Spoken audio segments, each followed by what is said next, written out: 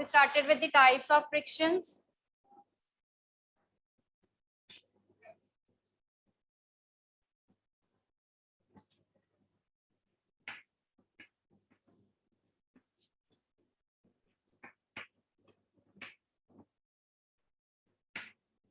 So that is static friction. Sliding and rolling friction, they come under the category of kinetic friction. ठीक है, तो एक होती है static friction and the second one is kinetic friction, where in the case of kinetic friction we will be having the sliding and rolling friction. Okay, so we already discussed this thing that static friction, when this friction it comes into play, the body is actually at the rest. ठीक है, तो जब body rest पे होती है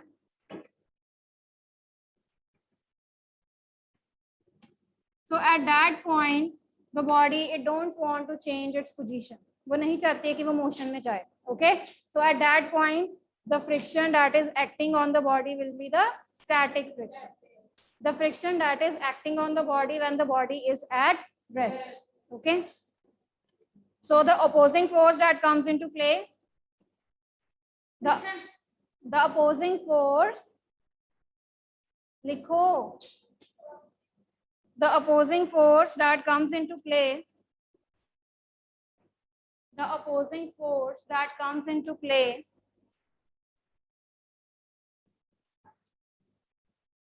when the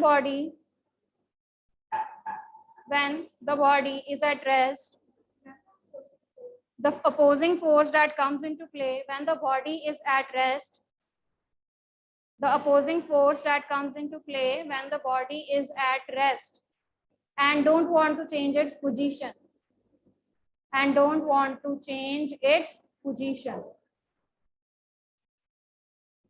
So the friction at that point is the static friction. ठीक है, तो मैंने कल आपको अलमीरा की एग्जांपल दी थी कि अलमीरा जो है वो रेस्ट पे है, आप उसको पुल कर रहे हो. If you are about to pull it, so that will be very very difficult to pull that almirah from the rest. क्यों? क्योंकि उस पे जो अभी इस पॉइंट पे फ्रिक्शन एक्ट कर रही है वो कौन सी फ्रिक्शन है? Static friction. Once you have set the almirah into motion, अब वो मोशन में आ चुकी है, आपने फोर्स लगा दी है अब उसके ऊपर, and the almirah is set now into the motion. Now it will start sliding over the floor or the ground. ठीक है, so when the actual motion it starts, when the actual motion starts, यानी कि kinetic friction जो है वो कब act करेगी? जब आपकी बॉडी क्या कर रही है? मूव करती है. When the body is moving, on that moving body, these two frictions they will be acting, sliding friction and the rolling friction. ठीक है, तो जब बॉडी रेस्ट पे है तो स्टैटिक फ्रिक्शन एक्ट करेगी, जब बॉडी मूव कर रही है तो उसके ऊपर either the sliding friction can be acted और the moving friction can be acted. Sliding का मतलब क्या है? एक दूसरे के ऊपर स्लाइड करना, like this, that is sliding. ठीक है, तो जब आप अलमीरा को पुल कर रहे हो, जो अलमीरा है वो क्या कर रही है? ग्राउंड के ऊपर स्लाइड करके जा रही है. Okay, that is in contact with the ground and they both are sliding with each other. Then this friction is known as sliding friction. So write down the opposing force that comes into play for the sliding friction. The opposing force that comes into play, the opposing force that comes into play when one body slides over the, when one body slides over the surface of, when one body slides over the surface of another body. ठीक है जी, तो जब एक body दूसरी body की surface के ऊपर slide करती है, उस पॉइंट पे जो फ्रिक्शन एक्ट होती है that is the sliding friction. Now coming to the next is rolling friction. ठीक है, अब एक बॉडी दूसरी बॉडी के ऊपर क्या करेगी? रोल करेगी. So that opposing force which comes into play when one body rolls over the surface of the another body. Okay, so when one body it rolls over the surface of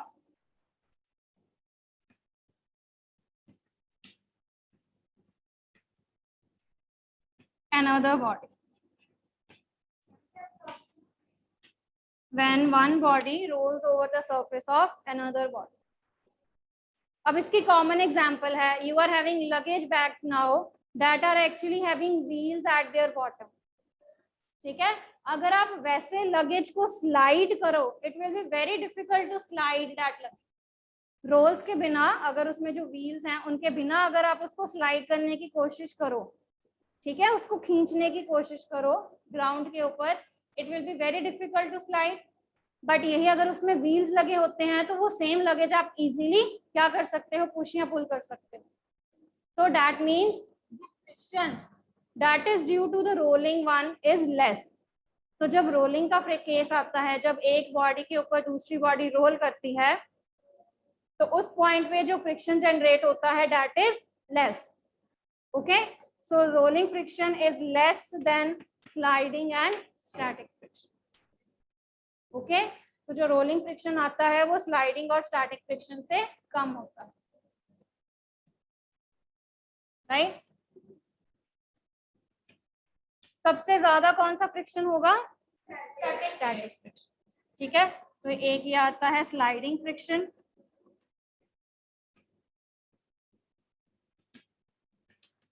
okay, so this is the magnitude of frictional force. तो frictional force का magnitude बताया है कि सबसे कम कौन सी होती है, सबसे कम रोलिंग है, फिर स्लाइडिंग है, ठीक है, और सबसे ज्यादा कौन सी है, static.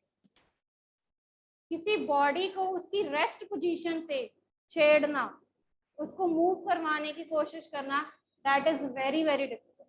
But once the body it starts moving, फिर उसको इजीली आप मूव करवा सकते हैं. ठीक है, बट जो उसकी स्टेट चेंज करना है that is very very difficult. ठीक है, now you can perform this activity at your homes also. आप घर पे भी एक्टिविटी परफॉर्म करके देख सकते हो कि किस टाइम पे आपको ज्यादा आपकी जो फोर्स है वो अप्लाई करने की जरूरत पड़ रही है. तो you will feel the most force you are applying in case of the static friction. अब आप तो फील कर लेते हो, but how we are going to measure with the things. जो मेरे पास ऑब्जेक्ट्स हैं, मैं उनको कैसे मेजर करती हूँ. Okay, the magnitude of the force that I am going to apply over the object. Right, किसी भी ऑब्जेक्ट के ऊपर मैं कितनी फोर्स अप्लाई करूंगी और वो ऑब्जेक्ट मुझे कितनी फ्रिक्शन प्रोवाइड करेगा, ये हम कैसे देखेंगे. सो this is actually measured with the help of a device called spring balance. ठीक है, तो ऐसा होता है spring balance. So this is the device that can be used to measure the force applied on the object. Okay, you can write down. So it is the device that can be used to measure the force applied or the force acting on the object. कि object के ऊपर कितनी force जो है वो apply हो रही है और वो ऑब्जेक्ट आपको कितनी फ्रिक्शन जो है वो प्रोवाइड करेगा. So that will be given by the spring balance.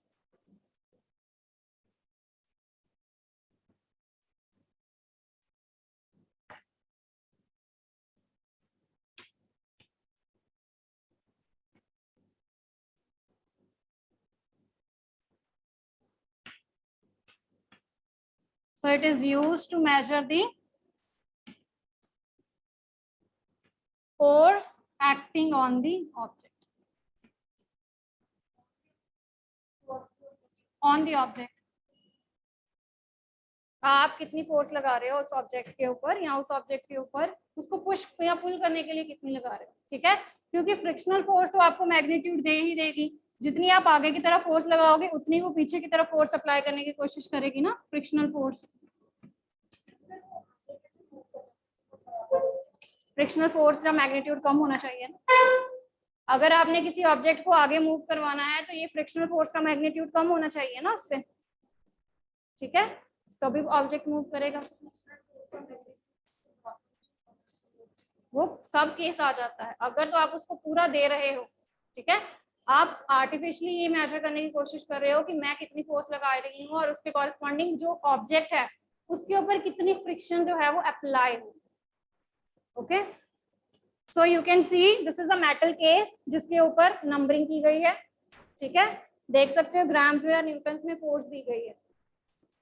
Okay, Newton's में आपको फोर्स दी गई है, यहाँ पर ग्राम्स है, कितना वेट जो है वो आप उसके ऊपर एक्सर्ट करवा रहे हो। Okay, inside this is a spring balance, spring देख सकते हैं इसके अंदर, can you see the spring inside this, ठीक है। तो ये स्प्रिंग जो है ये किस प्रिंसिपल पे बेस्ड है, on the stretching of the spring. Can you see the spring is getting stretched, ठीक है, ये तो बाहर ही आ गया।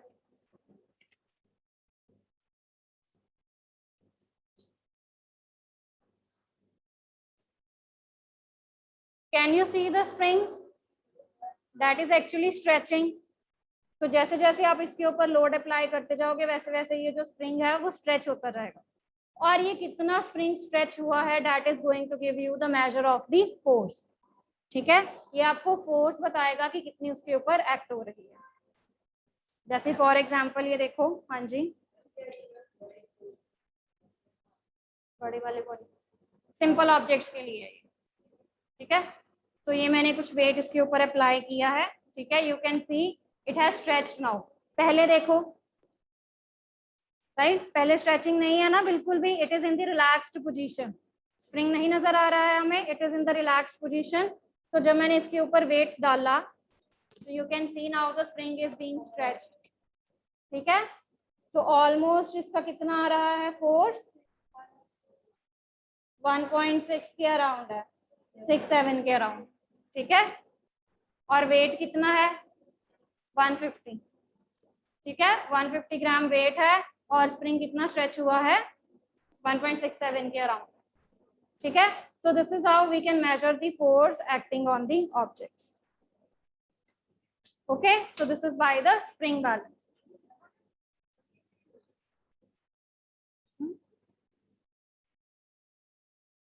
Okay, now you are having activity to do with this, ठीक है। तो एक्टिविटी क्या है कि आपने जो है इसे एक वुडन बॉक्स के साथ लगाना है, ठीक है, और इस वुडन बॉक्स के नीचे आपने जो है वो पेन रख देना है। एक बार आपने इसको वैसे स्लाइड करने की कोशिश करनी है लाइक दिस, ठीक है, इसको खींचने की कोशिश करनी है और आपने ये देखना है कि कितनी फोर्स जो है वो अप्लाई हो रही है। और दूसरी बारी आपने क्या करना है, you have to apply a pen here, यहाँ पर जब आप पेन रख दोगे, pen pen pen,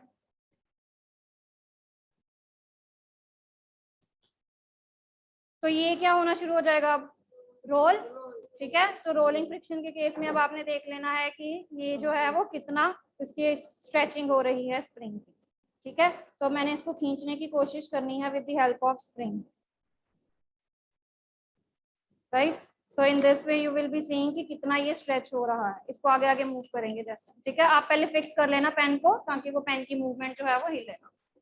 okay, so this is how we are going to see कि स्लाइडिंग फ्रिक्शन या रोलिंग फ्रिक्शन में से कौन सा जो फ्रिक्शन है वो कम है। ओके, अभी एक्टिविटी नहीं है।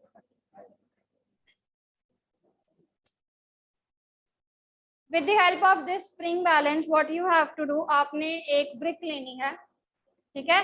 तो हमने उस ब्रिक को जो है वो खींचने की कोशिश करनी है। We have to basically pull the brick with the help of the spring balance. इसके साथ आपने यहाँ पे ब्रिक जो है वो अटैच कर देनी है, फिर आपने वो फोर्स अप्लाई करके देखनी है, राइट, कि किस फोर्स के साथ आप उस ब्रिक को क्या कर सकते हो, पुल कर सकते हो। सेकेंड टाइम आपने क्या करना है, उस ब्रिक पे एक पॉलीथीन की शीट चढ़ा देनी है और प्लास्टिक बैग से उसको कवर कर देना। प्लास्टिक क्या ऑफर करेगा, plastic it will offer less friction, come friction offer करेगा। स्मूथ सरफेस बना दोगे ना, सरफेस को स्मूथ कर दिया है, ठीक है, फ्रिक्शन जो है वो कम हो जाएगी। फिर आपने उस पॉइंट पे देखना है कि ये जो स्प्रिंग बैलेंस है इसमें कितनी फोर्स एक्सर्ट हो रही है, ठीक है। तो यू विल सी कि जो आपका जब आपने पॉलिथीन लगा दिया उस केस में स्प्रिंग की स्ट्रेचिंग कम हो रही है, पर जब ब्रिक जो है वो एज इट इज है उस केस में जो स्प्रिंग की स्ट्रेचिंग है वो ज्यादा हो रही है। ओके, तो ये दो एक्टिविटीज हैं जो हमने करनी है। Coming to the next now, write down the next one. Friction is necessary evil. Friction is necessary evil. Now tell me the meaning of necessary and evil.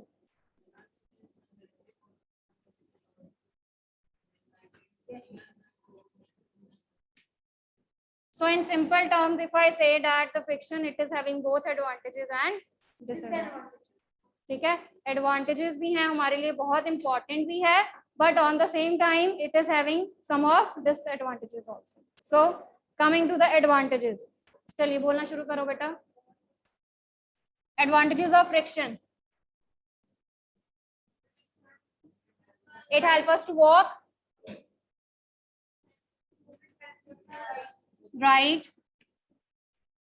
write with pen or chalk on paper or board. और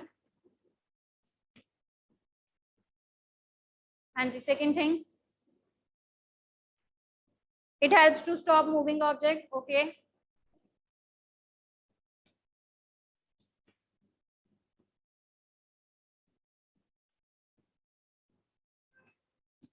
हाँ जी, और बोलिए बेटा.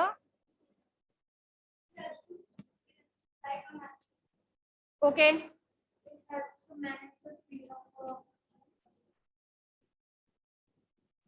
It helps in burning of matchstick. हाँ जी, क्या बोल रहे हैं हरमन? ओके. और मूवमेंट ऑफ व्हीकल्स.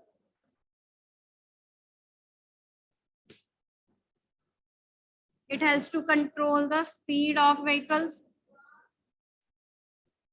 कैसे कंट्रोल करते हैं? By applying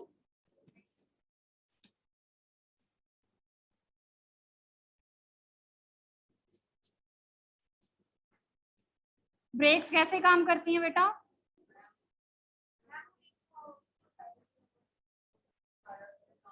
You are having brake pads.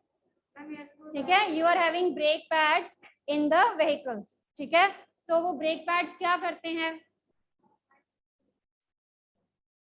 They attach with the wheel part and they control the movement of the rim. वो रिम की मूवमेंट को क्या करते हैं? कंट्रोल करते हैं.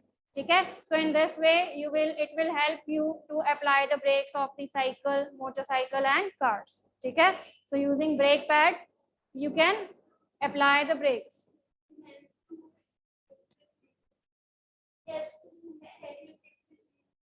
ओके. कैसे? राइट.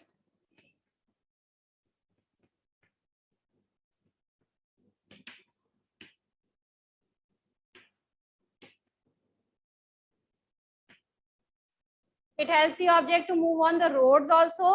और जो आपके हैवी ऑब्जेक्ट्स हैं उसमें नंबर ऑफ टायर्स हम इंक्रीज करते हैं. राइट. क्यों करते हैं? ताकि कांटेक्ट ज्यादा हो और जो फ्रिक्शन है वो थोड़ी कम हो जाए. ठीक है, तो उस फ्रिक्शन को हम कम करते हैं. और बेटा एनी अदर थिंग?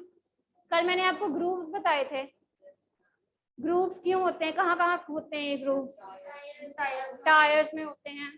ठीक है, so these grooves in the tyres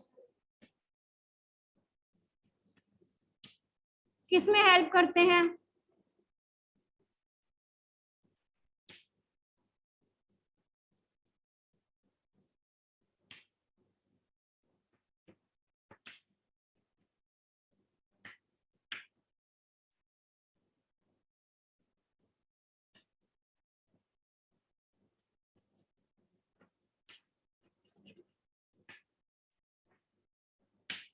right. तो ये जो ग्रूव्स हैं, जो आपकी स्पाइक्स भी होते हैं ना आपके शूज में, आपने देखा होगा अगर आप सोल्स पे देखो तो छोटे छोटे स्पाइक्स होते हैं आपके शूज में. जो टायर्स होते हैं उसमें रिजेस या ग्रूव्स होते हैं. ठीक है, तो वो किस में हेल्प करते हैं बेटा आपको? ताकि जो आपका कांटेक्ट है वो इंक्रीज हो जाए ग्राउंड के साथ. ठीक है, एंड यू डोंट स्लिप. हाँ जी,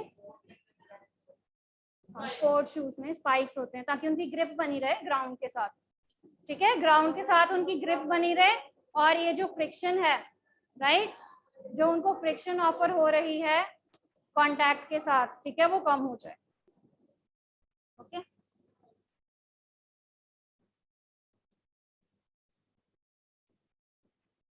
स्क्रूज एंड नेल्स, जो आप नेल फिक्स करते हो इन द वॉल, वो कैसे टिक जाते हैं वॉल्स में? This is due to friction. Okay, so all these are the advantages of friction. So it is the force of friction that holds the screws and the nails on their place.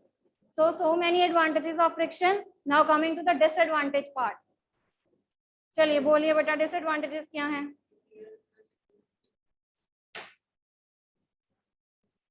अगर मैं यहाँ पे कह रही हूँ कि grooves में, tyres में ग्रूव्स होते हैं, ठीक है, शूज में स्पाइक्स होते हैं, तो ये उनको क्या कर देते हैं? They also lead to the wear and tear of the things, damaging of the things, ठीक है, ये थिंग्स को डैमेज भी कर देते हैं। जैसे मशीन्स है, उनका लाइफ टाइम कम कर देते हैं, मशीन्स जो है वो जल्दी खराब होनी शुरू हो जाती है ना, क्यों? क्योंकि फ्रिक्शन में जो एनर्जी है उसका लॉस होता है, there is loss of energy in the friction process. तो इस एनर्जी लॉस के कारण क्या होता है, जो आपकी चीजें हैं वो खराब हो जाती हैं, राइट।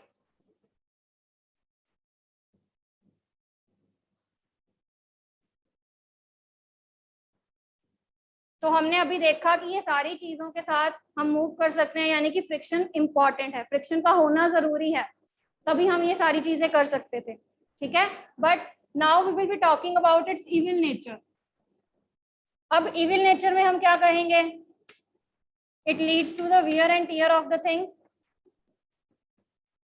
कि जो चीजें हैं वो जल्दी खराब हो जाती हैं आपकी। जैसे शूज हैं, शूज के नीचे सोल्स जो हैं वो आपके खराब हो जाते हैं ना विद टाइम, शूज के सोल्स खराब हो जाते हैं ना with time, right. So we slip down, तो दैट मीन्स फ्रिक्शन कम हो गई है। तो फ्रिक्शन कम होने के कारण जो आप वॉक नहीं कर सकते easily, so that's why you slip down. So it leads to the wear and the tear of things, where the things they get damaged. Second, damaging of parts of machines. Machines के parts खराब हो जाते हैं। हाँ जी, क्यों होते हैं बेटा?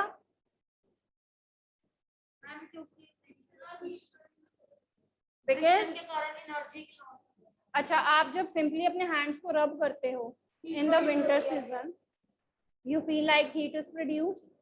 तो इन द सेम वे, जब चीजें जो है आपकी मशीन ऑफ द पार्ट्स हैं, जब, ठीक है, मशीन्स के जो पार्ट्स हैं, they also come in contact with each other. तो जब वो एक दूसरे के ऊपर स्लाइड करते हैं या एक दूसरे को मीट करते हैं, उस पॉइंट पे a lot of heat energy is generated, a lot of heat energy is generated. Okay, so ये जो heat energy produce हुई है, this is due to the friction between the parts, ठीक है। तो बहुत ज्यादा heat energy जो है जब वो produce होती है, it leads to the friction, it is due to the friction. So इस कारण जो आपकी चीजें हैं वो क्या हो सकती हैं? खराब हो सकती हैं। It basically do the damaging of these parts. हाँ जी, ठीक है। आप ये भी देखते हो, जब आप मिक्सर ग्राइंडर घर में यूज करते हो, जब आप उसको बहुत देर तक स्पीड पे रोटेट करते हो, तो जो उसका नीचे वाला पार्ट होता है, राइट, तो वो गर्म हो जाता है ना, it gets hot. Why? Because the heat energy is produced. और ये जो हीट एनर्जी प्रोड्यूस होती है, ये एक्स्ट्रा हीट है जो आपकी मशीन्स को खराब करती है एक्चुअली, राइट। ओके, जार्स जो है वो गर्म हो जाते हैं ना, तो क्यों होते हैं? This is due to the frictional force that is actually produced. तो ये फ्रिक्शनल फोर्स के कारण होते हैं, that leads to the damaging of the things. Short circuit थोड़ा ना होगा फ्रिक्शन के कारण।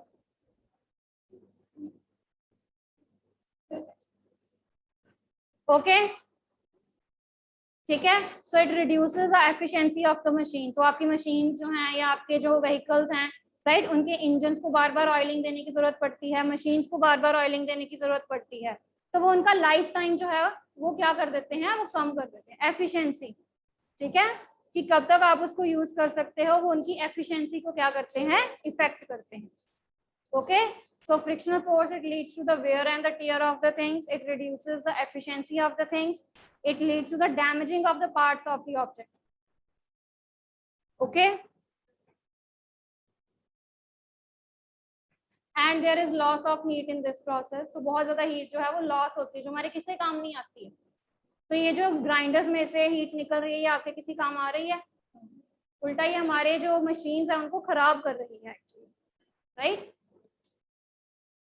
Okay, coming to the next part now, ways to increase and decrease friction. How we can increase or decrease friction?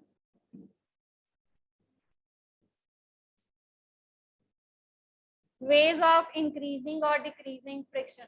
तो जब हमारे लिए friction जरूरी है, when it is necessary. How it is necessary बेटा?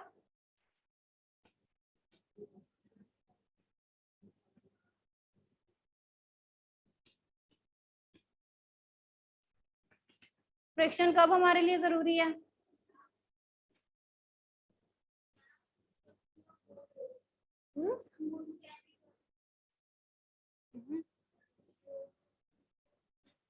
एडवांटेजेस बताओ फ्रिक्शन के. It helps to